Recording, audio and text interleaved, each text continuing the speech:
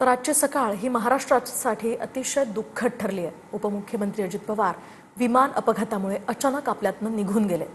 अजित पवार यांच्या निधनाची बातमी आली आणि त्यांच्या चाहत्यांना शिवाय नेत्यांना ही बातमी सहन होणारी नाहीये। नेते आणि कार्यकर्त्यांना अश्रू अगदी अनावर झालेले आहेत। अजित पवारांचं पार्थिव बारामतीच्या विद्या प्रतिष्ठान या ठिकाणी ठेवण्यात आलं होतं आणि इथे अजित पवारांच्या अंत्यदर्शनासाठी प्रचंड गर्दी उसळली।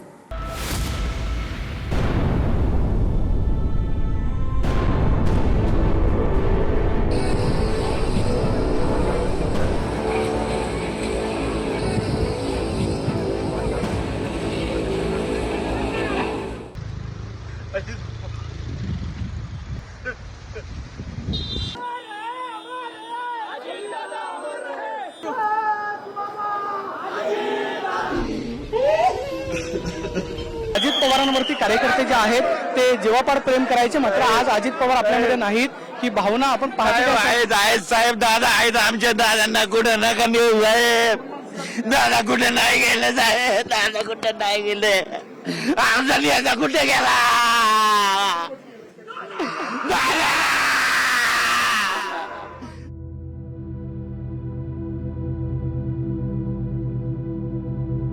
अजित पवार आपल्या नेत्यांचे कार्यकर्त्यांचे लाडके दादा अजित दादा। महाराष्ट्रातल्या राजकारणातला हा दादा आता कायमचा त्यांच्या चाहत्यांपासून दूर गेलाय।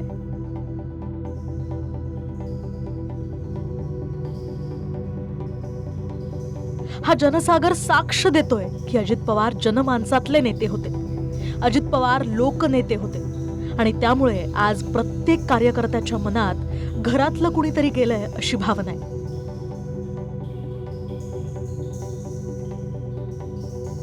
नेते काय कार्यकर्ते काय सर्वांनाच अश्रू अनावर झाले, कारण दुःखच डोंगरा एवढा आहे। दुर्गम घटना ही घडली सकाळी।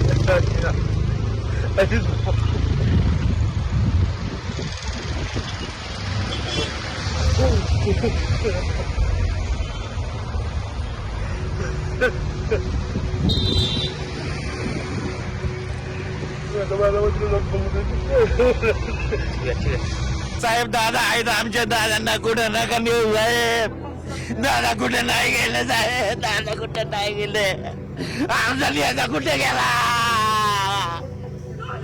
दादा, दादा दादा कुठे गेले, आहो साहेब जाऊ द्या, साहेब जाऊ द्या।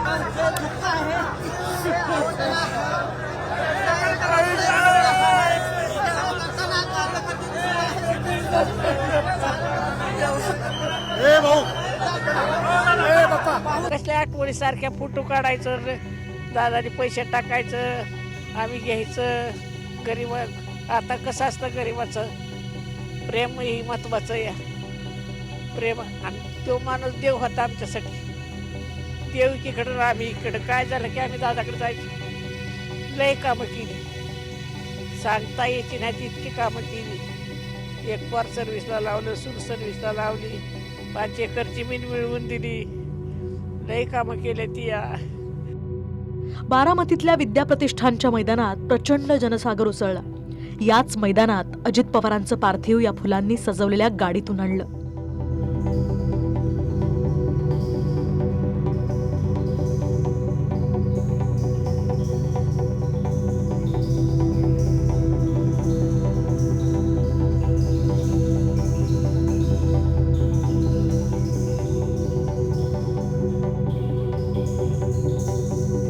पोलीस दलाकडून अजित पवारांना मानवंदनाही देण्यात आली।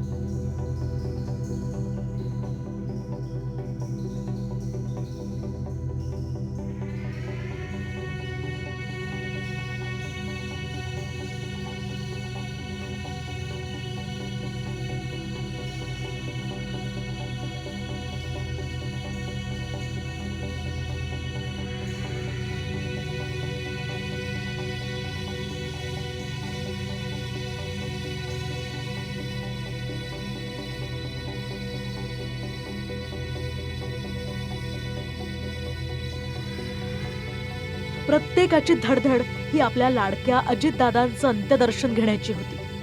या ठिकाणी आज आमचे नेते दादा आज आपल्यातून निघून गेलेले आहेत. दादांनी महाराष्ट्रामध्ये असंख्य कार्यकर्ते या ठिकाणी उभे केले. सर्वसामान्य कुटुंबातील कार्यकर्त्यांना मोठ्या मोठ्या पदावर काम करण्याची संधी दिली. त्यांची जी प्रशासनावर जी पकड होती ती प्रचंड प्रमाणात पकड होती आणि दादांनी आज गेल्याने महाराष्ट्र अपवार झालेला आहे. अख्खा महाराष्ट्र ज्यांना पूर्ण कोपऱ्यात माहिती होता आणि ज्यांचं नेतृत्व गेले 40 वर्ष उभारत होतं, तो हा एक सडन लॉस आहे. तर खूप दुःखदायक परिस्थिती आहे आणि न भरून येणारी आहे. महाराष्ट्राच्या कानाकोपऱ्यातून नेते बारामतीत दाखल होत आहेत. प्रत्येक नेता आपल्या आपल्या आठवणीतला दादा उलगडत होता. बोलायला शब्द नाहीत आमच्याकडे. खरं म्हणजे काल अर्धा दिवस आम्ही त्यांच्याबरोबर होतो. आयुष्यातलं फार मोठं संकट आहे माझ्यात, दुःख आहे.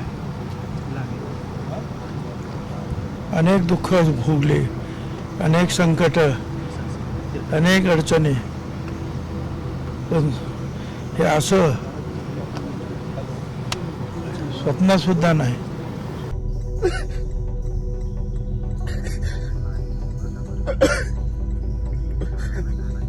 वडील गेल्यानंतर कधी माझ्यासारख्याला वडील नाही त्याची जाणीव नाही होती. राजकीय मतभाव जरी वेगवेगळे होते, पण दादांचं त्या दिवशीचं प्रेम आजपर्यंत शेवटपर्यंत त्याच पद्धतीने माझ्यावर कधी पण. एकेका कार्यकर्त्याला इतकं ओळखणारा व्यक्तिमत्व दादा गेले आमचे कधी नाही भेटणार. फोनवर बोलता फोनवर बोलू शकणारा नेता कार्यकर्त्यांबरोबर एकमेव जर कुणी होता महाराष्ट्रात तर आमचा दादा होता. खूप मोठं दुःख आहे भाऊ, काय सांगावं, काही शब्द नाही निघत आहेत. खूप मोठं दुःख आहे, खूप मोठं नुकसान आहे अख्ख्या महाराष्ट्राचं, देशाचं. दरम्यान अजित पवारांच्या जाण्यानं 6 तारखेवरून एक विचित्र योगायोगही जुळलाय. 22 जुलै 1959 रोजी अजित पवारांचा जन्म झाला आणि 28 जानेवारीला 2026ला अजित पवारांचं विमान अपघातात निधन झालं. 66 वर्ष 6 महिने आणि 6 दिवसांचं आयुष्य अजित पवारांना लाभलं. शिवाय 6 वेळा ते उपमुख्यमंत्री सुद्धा झाले. अजित पवार हे कायम कार्यकर्त्यांमध्ये मिसळणारे नेते होते आणि कार्यकर्त्यांच्याच जिल्हा परिषदेच्या निवडणुका आहेत म्हणून अजित पवार बारामतीत प्रचाराला येत होते.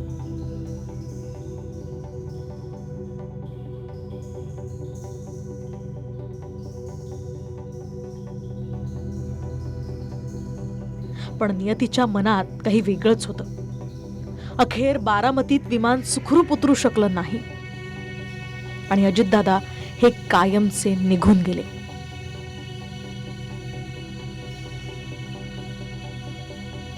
रणजित जाधव आणि गिरीश गायकवाडसह योगेश बोरसे, TV9 मराठी, बारामती.